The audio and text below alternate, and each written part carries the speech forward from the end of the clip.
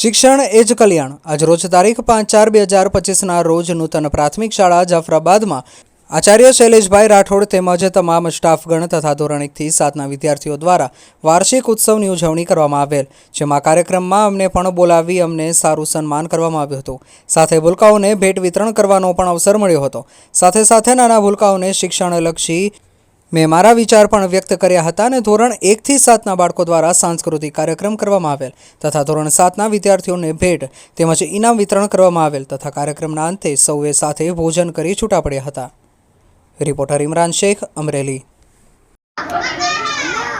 શ્રી નૂતન પ્રાથમિક શાળા જાફરાબાદ વાર્ષિક કેળવણી ઉત્સવ 2024-25 અંતર્ગત આજનો આ કાર્યક્રમ વિદાય કાર્યક્રમ નથી.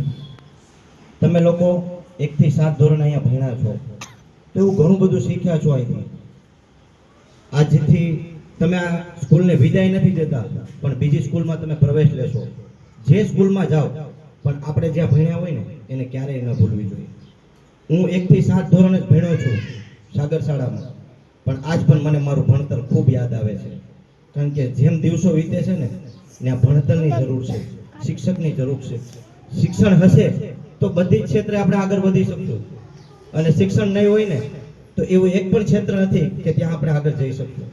એટલે તમે જ્યાં છો ત્યાં ખૂબ છો, સારી રીતે છો, અને હજી પણ આવા શિક્ષકો તમને આગળ જતા મળે એવી આશા સાથે ભણજો.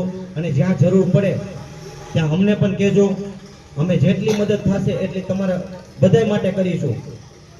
માત્ર એક સમાજ માટે નહીં, પણ સર્વે સમાજ માટે થઈને કરીશું.